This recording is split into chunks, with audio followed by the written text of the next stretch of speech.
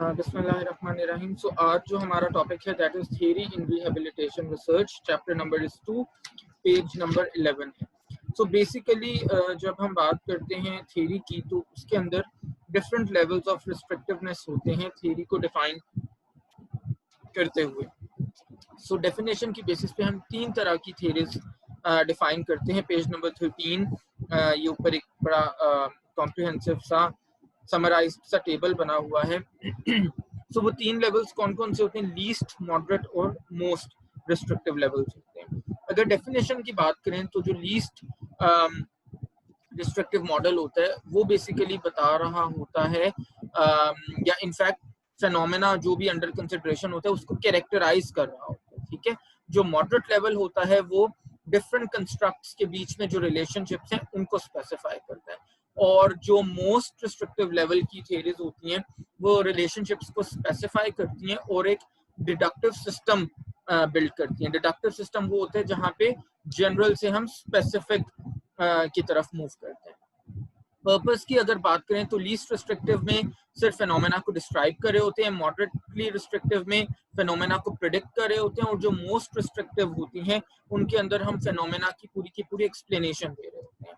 और लास्टली अगर हम कमेंट्स की बात करें तो जो लीस्ट रिस्ट्रिक्टिव है उसके अंदर हम सब डिवाइड करते हैं इनटू कैटेगोरिकल थियरीज।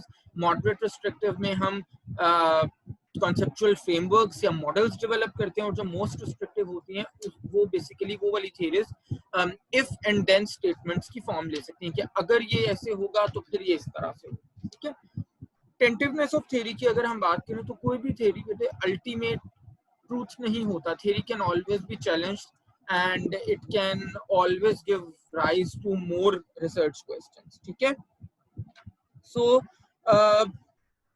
कोई भी थ्योरी कभी एब्सोल्यूट नहीं होती, और उसको हम हमेशा मजीद उसके ऊपर क्वेश्चंस रेज करके उसके ऊपर फर्दर रिसर्च करते हैं। When we talk about scope of theory, तो theories have been classified by different researchers in terms of their scope with 4 levels. उसके अंदर मेटा थ्योरी होती है, ग्रैंड थ्योरी होती है, जनरल या मिडिल एज थ्योरी होती है, और स्पेसिफिक या प्रैक्टिस थ्योरी होती है। मेटा थ्योरी का मतलब ये होता है कि when we theorise about the theory, ठीक है, यानी कि मेटा थ्योरी आप ये भी कह सकते हो कि that is a highly abstract form of theory, जिसके अंदर हम फोकस करते हैं कि नॉलेज किस तरह से क्रिएट हो रहा है, नॉलेज किस तरह से ऑर्गेनाइज हो रहा है। ठीक है, फिर सेकंड हमारी होती है ग्रैंड थ्योरी।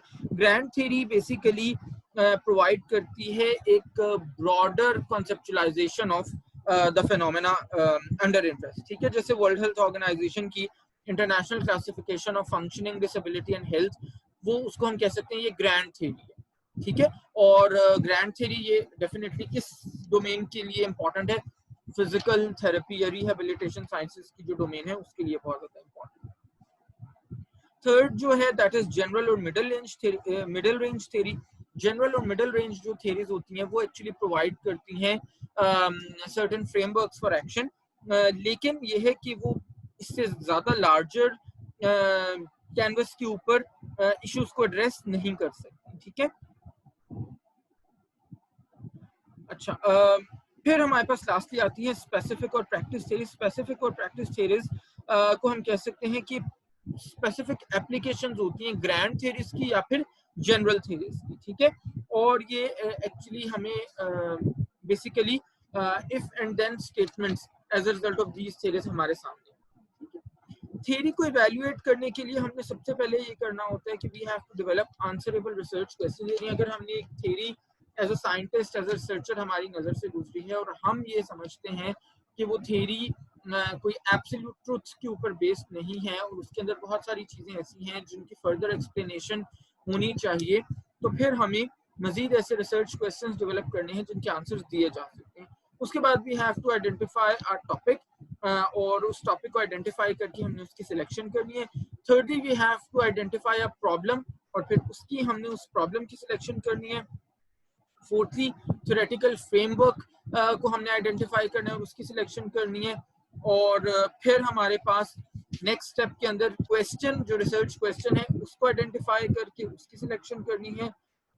और लास्टली हमारे पास रिसर्च मेथड्स जो हैं उनकी आइडेंटिफिकेशन और सिलेक्शन है। ये सारी चीज़ों की जो डिटेल्स हैं हम ऑलरेडी जो फर्दर आपके चैप्टर्स हैं उन सब में हम कम्प्लीटली डिटेल से इनको डिस्कस कर चुके हैं, इसलिए इसको मैं यहाँ पे डिटेल में नहीं जा रहा। Criteria for evaluating research problems, उसके लिए हम बेसिकली यूज करते हैं एक एक्रोनिम फाइनर के नाम से। फाइनर का मतलब होता है F stands for feasible, I stands for interesting, P stands for novel, N stands for novel, E stands for ethical and R stands for relevant। यानी feasible का मतलब है कि स्टडी जो है वो feasible है, practically possible है उसको करना। interesting का मतलब है प्रॉब्लम जो है, रिसर्च प्रॉब्लम वो इंटरेस्टिंग है, it is of interest to people, या उनकी लाइफ जो है वो उसके ऊपर काम करने से बेटर हो सकती है।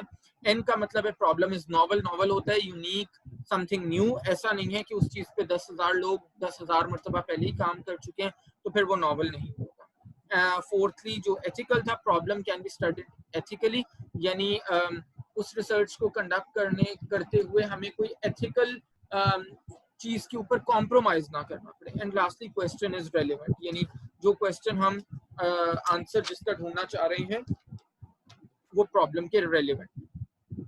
Then comes evidence based practice, page number is 23।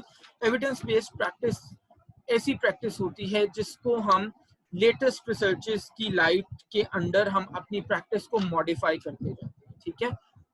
और एक अच्छा हेल्थ केयर प्रोवाइडर, चाहे वो फिजिशियन हो, चाहे वो फिजियोथेरेपिस्ट हो, चाहे वो डाइटिशियन हो, चाहे वो साइकोलॉजिस्ट हो, कोई भी हेल्थ केयर प्रोवाइडर हो, एक अच्छा हेल्थ केयर प्रोवाइडर वही होता है जो अपनी प्रैक्टिसेस को in the light of latest researches, in the light of evidence based research अपनी प्रैक्टिस को मॉडिफाई करता रहता है टाइम के साथ, ठीक है। पेज नंबर 26 पे बॉक्स 3-1 बना हुआ है, 5 step process for implementing evidence based practice, कि अगर हम ये चाहते हैं कि हम बेसिकली अपनी प्रैक्टिस के अंदर एविडेंस बेस्ड प्रैक्टिस को इनकॉर्पोरेट करें तो उसके अंदर हमारे पास 5 स्टेप्स होते हैं जिनको हमें फॉलो करना होता है। Number 1, formulating the question using PICO steps.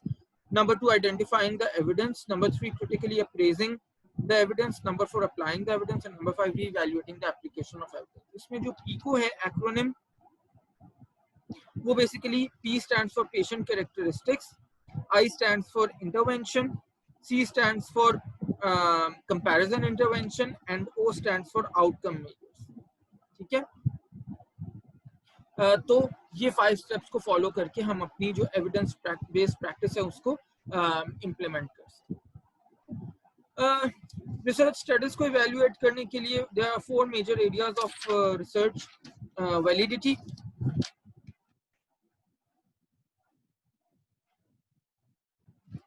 तो वो 4 जो हैं एरियाज, वो उसके अंदर कंस्ट्रक्ट वैलिडिटी आती है, इंटरनल वैलिडिटी आती है, एक्सटर्नल वैलिडिटी आती है और लास्टली स्टैटिस्टिकल वैलिडिटी आती है। अगेन क्योंकि इन चारों टाइप्स की वैलिडिटी को हम डिटेल के साथ ऑलरेडी डिस्कस कर चुके हैं वैलिडिटी के चैप्टर में, so I don't need to go through it again। अच्छा जी, then comes methodological research, page number is 245। सबसे पहले हम डिस्कस करेंगे different sources of variability. Page number 246 के ऊपर एक बॉक्स बना हुआ है, उसके अंदर इंस्ट्रूमेंट की बेसिस पे वेरिएबिलिटी आ सकती है, इंट्रा रेटर वेरिएबिलिटी हो सकती है, इंटर रेटर वेरिएबिलिटी हो सकती है और इंट्रा सब्जेक्ट वेरिएबिलिटी हो सकती है।